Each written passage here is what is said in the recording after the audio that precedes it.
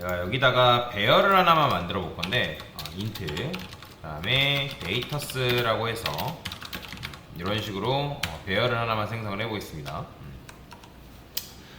그러면 이제 얘는 내부적으로 0번째 인덱스, 1번째 인덱스 이런 식으로 공간을 두 개의 공간을 가지고 태어나죠. 그죠? 그런데 제가 여기다가 메서드 하나만 만들어 볼게요. void work라는 메서드를 만들 건데 근데 이제 얘가 스태틱이기 때문에 여기서 만약에 work라는 메서드를 호출하려면 얘가 뭐가 돼야 되냐면 스태틱이 돼야 됩니다. 스태틱이 되어야지만 여러분들이 메인 메서드 자체가 스태틱이기 때문에 그 안에서 work라는 메서드를 호출할 수가 있어요.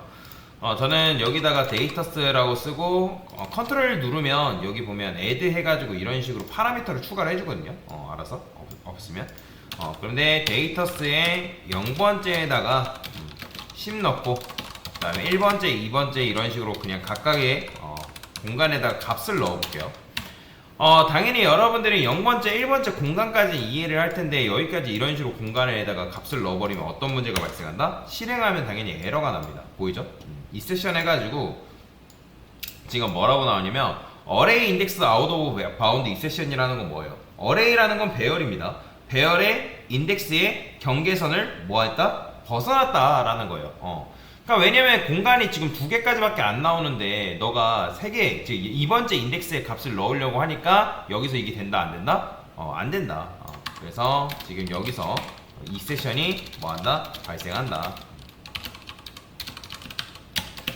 그러면 자바에서는 이런 이제 에러가 발생하는 걸 대비해서 예외라는 게 있습니다. 예외 신고라는 게 있는데 그걸 어떻게 쓰냐면 try catch라는 문법이 있어요. try 그 다음에 catch.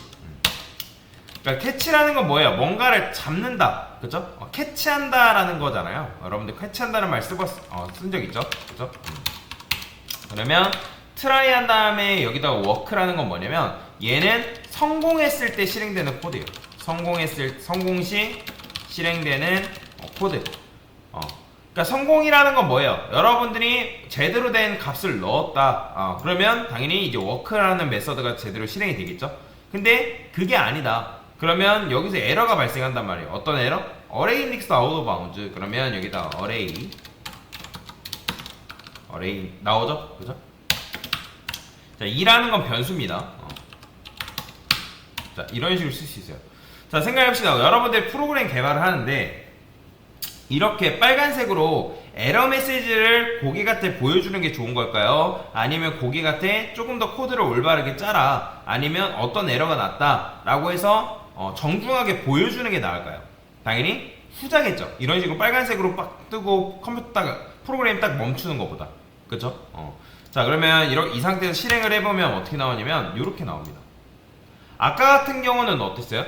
아까 같은 경우는 바로 빨간색으로 에러가 나오고 끝났죠? 근데 지금 같은 경우는 어떤 에러가 났고 뭐 때문에 에러가 발생했는지 구체적으로 언급을 해줍니다.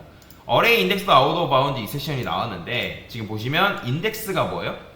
두 개다. 그러니까 out of bound for length 둘, 즉 두 개의 길이를 벗어났기 때문에 너가 이거 실행되지 않는다 라고 지금 뭐 하는 거예요? 우리한테 언지를 해준다는 거예요. 그러면 이런 식으로 언지를 해준 거는 좋은 거예요, 안 좋은 거예요? 굉장히 좋은 프로그램이겠죠, 그죠?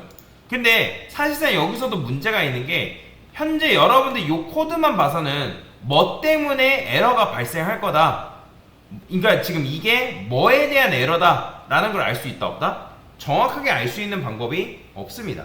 그리고 만약에 내가 이런 식으로 했을 때 사건이 미리 발생할 것 같다, 그러면 사건이 미리 발생할 걸 대비해 가지고 여러분들이 에러를 발생시키는 게 가능한데, 자, 제가 여기다 이번 이렇게 써볼게요.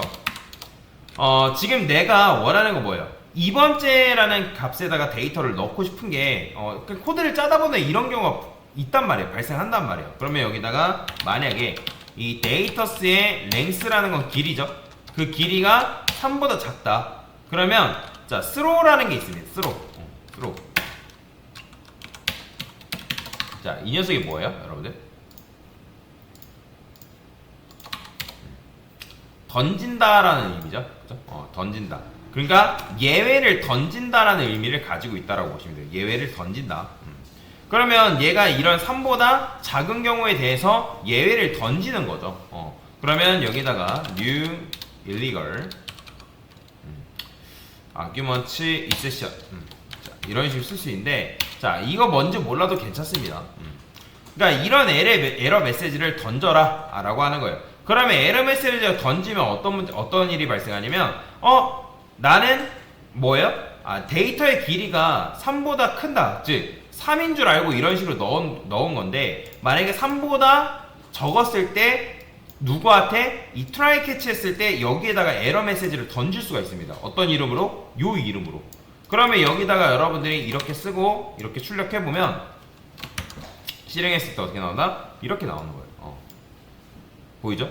이런 에러 메시지가 떴다. 그러면 여기서 이제 이렇게 쓰는 거죠. 값을 대열의 길이를 아니다.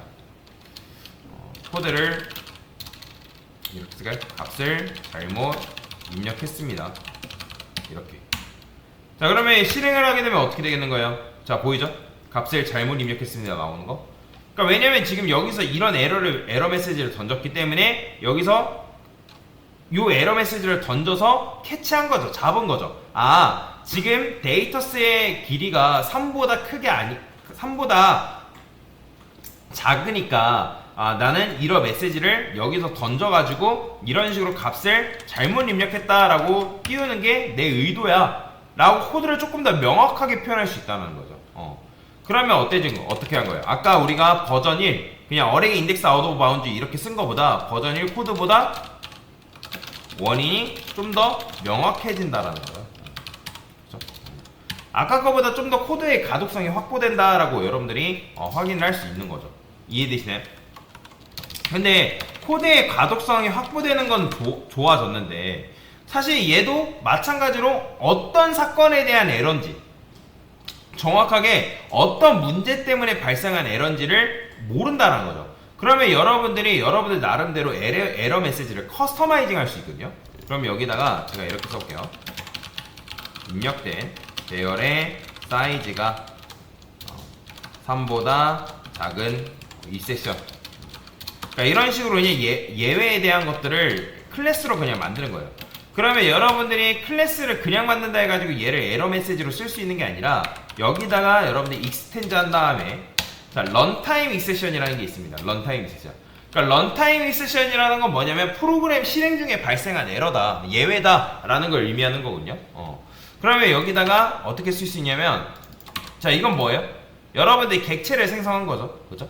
근데 이 객체를 생성했는데 이 객체를 생성한 요 녀석을 던질 수가 있습니다. 어떤 걸로? 에러 메시지로. 그러니까 익스텐드 해가지고 런타임 익세션이라는 요 녀석을 얘가 상속받으면 이 클래스, 해당 클래스를 에러 메시지로서 던질 수가 있어요. 그러면 여기서 이제 뭐 할 수 있다? 던졌으니까 여기서 뭘 받은 거예요? 요런 이름으로 받는 거예요. 요런 이름으로. 그러면 이제 여기서 뭐 하냐면, 실패했을 때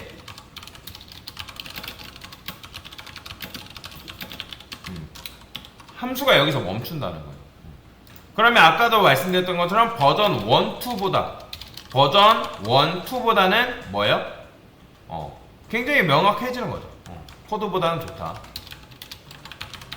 단 뭐가 발생하는 거예요? 예외 클래스를 만들어야 해서 귀찮다라는 거예요. 근데 이제 실무에서는 예외 클래스를 만들어야 되는 경우가 있긴 한데, 그걸 무조건 만드는 게 아니라 실무에서는 예외 클래스를 꼭 필요한 경우에만 만든다. 자, 이렇게 썼기 때문에 어때요? 지금 요게 요런 에러가 발생해서 지금 프로그램이 멈추는구나 라는 걸 알 수가 있다라는 거예요. 그죠? 그래서 딱 보고 지금 에러 메시지가 이런 거구나, 이것 때문에 지금 발생한 에러구나 라고 알 수가 있다는 거예요. 그러니까 조금 더 명확하게 표현을 할 수가 있다는 거예요. 가독성이 확보가 되는 거죠. 그래서 이런 식으로 코드를 짤 수가 있다라고 보시면 돼요. 자, 중요한 건 뭐다? 여러분이 프로그램 실행하다 보면 어떤 에러나 널 포인터 익세션이라든지 어레이 인덱스 아웃 오브 바운드 익세션이라든지 이런 에러 메시지가 뜹니다. 그러면 그 에러 메시지를 무작정 빨간색 딱 뜨고 끝나는 게 아니라 뭐 때문에 발생한 에러인지, 그리고 이게 왜 발생했는지 그거를 조금 더 보다 구체적으로 표현할 수 있게끔 만드는 게 바로 트라이 캐치다 라고 여러분들 이해를 하시면 될 것 같습니다. 그래서 예외 신고를 하는 방법에 대해서 설명을 드린 거다 라고 보시면 되겠습니다.